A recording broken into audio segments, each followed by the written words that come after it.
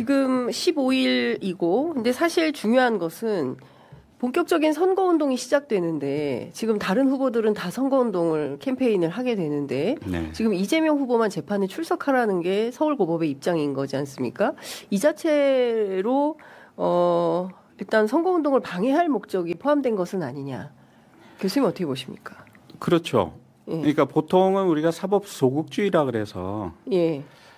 그 어떤 문제가 생겼을 때 그러니까 사회 내에서 뭐 정치적인 방법이든 사회 내 예. 규범에 의해서 갈등이 해결되길 바라고 그것이 이제 안 되었을 때 최종적으로 네. 판결에 의해서 갈등이 해결이 되는 것이고 특히나 역대로 보면 이런 대통령 선거라든가 네. 이런 큰 국가적인 대사를 앞두고 있을 때에는 이 법원이 통상적으로는 재판 절차를 중단을 하고 그렇죠. 충분한 선거운동의 권리 이런 것을 보장을 하고 또 국민들이 자유롭게 주권자로서의 선택을 할 수 있도록 이렇게 하는 것이 통상적인데 네. 지금 보면 조희대 대법원은 뭐 633 원칙을 강조를 했지만 3이라는 게 3개월을 얘기하는 거잖아요. 그렇습니다. 그런데 지난번 2심에서 무죄 판결이 나고 나서 30 며칠 만에 지금 그 전원 합의체 판결이 나온 네. 것이죠. 36일 만에 나왔습니다. 36일 만에. 예. 그리고 기록 선고도 바로 그날이 됐고 예. 파기환송심에서 지금 공판 날짜도 아주 고속으로 지금 잡혀 있고. 네. 그러니까 이런 것은 대선 전에 뭔가 법원이 개입을 해서 이재명 대표에게 낙인을 찍겠다 이런 의도를 가진 저는 행위라고 보거든요. 예. 뭔가 하여튼 이재명 대표의 선거운동을 방해하고 그다음에 대선 승리를 저지하기 위한 본격적인 어떤 그 행동에 나선 것이다. 이렇게 저는 짐작을 하고 있습니다. 네. 네. 그러니까 교수님 지난번에도 말씀 주셨지만 구체적으로 대법원이 이제 선거에 선수로 개입을 해서 뛰려고 하는 것이다. 그런데 그것은 쉽게 표현하면 투표용지에서 이재명 후보를 지우고 다른 뭐 이를테면 무소속의 한독수, 국민의힘의 김문수 뭐 이렇게 유력 후보를 놓고 선거를 하자 이런 뜻으로 이해해도 되는 건가라는 생각마저 드는 건데요. 네. 그러니까 제가 함정이라고 그때 표현한 예. 것은 이 대선 후보 등록 전에 만약에 대법원에서 그 이재명 후보의 어떤 자격 박탈을 확정을 하게 되면 대타가 나올 수 있지 않습니까? 다른 후보가 이제 나와서 그렇죠. 등록을 할 수가 있는데 예. 10일, 11일 등록을 기다렸다가 이후에 그 자격을 박탈하게 되면 이제 민주당은 더 이상 후보를 낼 수가 없는 없죠. 상황이거든요. 그렇게 되면 민주당 입장에서는 뭐 사실상 대선을 상대방에게 갖다 바치는 결과가 그렇죠. 되고 국민들도 정말 허탈한 상황에 빠지게 되는 거거든요. 내란에 대한 분노도 있고 네. 또 지난 윤석열 정부의 하에서 그 국정 시스템이나 이런 것이 많이 망가지고 민생이 파탄에 이르고 국격도 떨어지고 이제 이런 상황에서 뭔가 새로운 리더가 나와서 그 제조산하라고 그러지 않습니까? 네. 우리 사회 전 시스템을 좀 바꿔줬으면 하는 그렇습니다. 새로운 부흥의 길로 좀 이끌어줬으면 하는 열망이 굉장히 큽니다. 뜨거운데 네. 이런 상황에서 많은 국민들이 지지하는 지지자 그 후보자가 없어져 버리게 되면 예. 이번 대선은 너무 허망한 결과가 되는 것이고 네. 주권자인 국민이 어떤 선택권이 박탈되는 결과가 되는 네. 것이거든요. 근데 저는 상대방이 이걸 노렸다고 저는 생각을 하거든요. 예. 그래서 후보 등록을 마친 이후에 이제 이재명 대표의 자격을 박탈함으로써 사실상 저쪽이 거저 대선을 그 쟁취하도록 네. 이런 저는 함정을 대법원이 저는 팠다고 생각을 해요. 예. 그래서 거기에 절대 우리가 빠지면 안 되는 예. 것이고 예. 경계를 해서 이제 대비를 해야 된다. 그런데 지금 15일 그 파기환송심 공판기일이 잡힌 것부터 6월 3일 그 시간까지를 우리가 계산을 해보면 네. 저는 지금 상황이 굉장히 녹록지 않다. 예. 우리가 대비를 한다고 하더라도 예. 쉽사리 이 상황을 우리가 극복할 수 있을까 결코 자신할 수 없는 상황이라고 저는 판단을 하고 있거든요.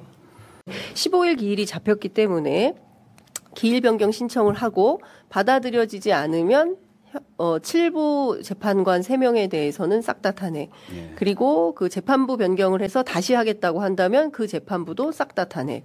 거침없이 질 변경 신청을 또 해서요. 또 안 해서 받아주면 그건 의도가 뻔한 거니까 하고 그리고 그리고 나서 어쩌어쩌 해가지고 고등 재판부에서 판결이 나오면 그 7일의 재상고 기간이 주어져 있으니까 예. 그때 저는 조희대와 나머지 9명의 대법관은 탄핵을 들어가야 된다. 네.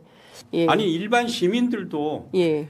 장 기자님도 마찬가지고 저도 시민단체에서 오래 일하면서 검찰개혁을 네. 위해서 오랫동안 일을 했고 아무 관직 뭐 지위와 권력이 없는 사람들도 용감하게 맞서서 그런 권력의 횡포, 검찰 권력의 횡포에 맞서서 싸워왔는데 네.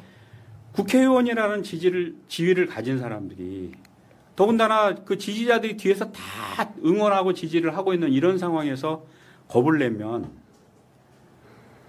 저는 국회의원 자격이 없다고 생각을 해요. 네. 그리고 민주시민을 대표할 자격이 저는 없다고 생각을 하고 네. 만에 하나 그럴 리는 없겠지만 이번 사태에 허점을 보여가지고 뭔가 저쪽이 바라는 대로 사법 쿠데타가 성공하게 되면 네. 저는 어마무시한 분노가 저는 민주당을 향할 걸로 생각을 합니다. 지금 민주당 내에 국회의원들 저는 살아남을 수 있을 것 같아요. 저는 살아남지 못한다고 생각을 합니다. 네. 그분들이 뭐 어떤 생각을 하고 느긋하게 했는지 모르겠지만 네. 이 화난 민중들의 이 분노 앞에 저는 그분들 살아남지 못한다고 생각을 해요. 예. 하여튼 제가 외부에서 보는 입장에서는 조금 민주당의 대처가 단단하지 못하다. 그 점은 사실 저는 좀 불안하고 불만입니다. 네. 뭐 제가 정치를 해본 사람이 아니라서 네. 뭐 그 안에 얼마나 심오한 논리가 있는지 모르겠지만 네. 국민들의 불안을 잠재우기에는 너무 대처가 지금 미적지근하다. 네. 저는 오히려 그 점을 좀 지적을 하고 싶고요. 예. 또 하나 그 기자님이 언급하셨지만 정권이 바뀌게 되면 사법개혁도 저는 정말 철저하게 해야 됩니다. 네. 그러니까 이번 사태로 보면 이 흔히 얘기하는 법조 엘리트들의 카르텔 이게 정말 강고하고 네. 우리나라 국민들이 얼마나 수준이 높습니까? 그렇습니다. 이런 국민들이 한 지도자의 전 생애를 보고 또 그의 언행과 삶의 궤적을 보고 국민을 대하는 태도를 보고 또 국가를 이끌어갈 정책과 비전을 보고 이렇게 해서 판단을 하려고 하는데 네. 아니 자기들이 뭐라고 판사들 몇 명이 앉아가지고 이 사람은 대통령 자격이 있다 없다를 판단을 합니까? 이게 정말 오만한 사람들이에요. 네. 민주사회에서의 법관이라고는 상상하기 힘들 정도로 저는 비민주적이고 네. 오만한 사람들이라고 생각을 하거든요. 그래서 저는 사법개혁이 정말 불같이 일어날 수 있는 어떤 동력을 스스로 저는 제공을 했다라고 보거든요. 예. 그래서 조희대 대법원장과 그 대법원은 저는 정말 철저하게 그 비판을 받고 개혁이 돼야 된다. 네. 검찰 권력은 당연히 해체돼야 되지만 예. 사법부도 정말 국민에게 봉사하는 위에서 군림하는 사법부가 아니고 국민들에게 봉사하는 사법부가 되기 위해서는 정말 철저한 개혁이 차기 정부에서는 있어야 된다. 이렇게 생각을 합니다. 조희대 대법원장이 교수님의 이런 그 적확한 지적에 허를 찔렸다 이런 생각을 하실까요? 그 일파만파 커져서 주말 사이에 모든 매체가 교수님의 이 그 말씀을 다 다루고 있습니다. 뭐 모르겠습니다. 이게 대법원이 만약에 제가 짐작한 대로 어떤 흉계를 꾸미고 있었다면 속으로 놀랐을 것이고 예. 그렇지 않았다면 그냥 제가 뭐 쓸데없는 걱정을 한 셈인데 어쨌거나 저는 아무 일 없이 대선이 잘 치루어져서 예. 국민들이 선택하는 지도자가 대통령이 됐으면 좋겠다. 네. 아무 일 없이 넘어가면 정말 다행이죠. 그렇죠. 저도 그런 사태가 그런 식으로 진행되기를 바라고 있습니다. 예. 그러니까요. 그러니까 교수님께서 지금 응급 사이렌을 울려주셨기 때문에 이럴 수도 있어. 마치 27일은 보장된 시간이기 때문에 6월 3일 이전에는 절대로 재상고 결론이 날 수가 없어. 아무리 일러도 6월 뭐 9일이야. 뭐 이런 판단을 이제 하고 있었는데 교수님 그렇지 않다. 20일을 꼭 보장할 리가 없다. 저들의 목표는 6월 3일 이전에 결론을 내는 것이다. 그래서 낙선 목적의 피선거권 박탈. 그러니까 소위 얘기하는 조선일보가 썼던 윤석열, 이재명 동시 재거론. 헌법재판소가 윤석열을 날리면 대법원이 이재명 손봐야지. 이 주장을 하는 사법 카르텔이 지금도 작동 중이다. 이렇게 이해를 하는 것이 맞겠다 싶습니다. 맞습니다. 자, 그러면 송영지인 송나라양공의 인자함. 주제. 처지에 맞지 않게 대의명분만 따지면 망한다. 송양공은 중국 춘추시대 때 송나라의 임금으로 춘추호패의 한 사람이다. 기원전 638년 홍수라는 지역에서 송나라와 초나라의 전투가 벌어졌다. 송나라 군사가 강을 두고 초나라 군사와 마주했다. 양공이 강 한쪽에 먼저 진을 쳤다. 막강한 초나라 군대는 송나라 진영을 부수고자 강을 건너는 중이었다. 송의 군대가 턱없이 약하다고 판단한 양공의 전략가인 저어가 양공에게 강했다. 적이 강을 반쯤 건너왔을 때 공격하면 이길 수 있습니다. 양공은 듣지 않았다. 그건 의로운 싸움이 아니다. 정정당당히 싸워야 참된 승자가 될 수 있다. 어느새 초나라 군사는 강을 건너와 진용을 가다듬고 있었다. 자어가 다시 한번 간절히 신원했다. 마지막 기회입니다. 진용을 미처 가다듬기 전에 치면 적을 물리칠 수 있습니다. 양공은 재차 무시했다. 군자는 남이 어려운 처지에 있을 때 괴롭히지 않는 법이다. 지금은 때가 아니다. 싸움의 결과는 이미 짐작했을 거다. 원래 열세였던 송나라 군사는 참패하고 양공 자신도 허벅지에 입은 부상이 악화되어 이듬해 죽고 말았다.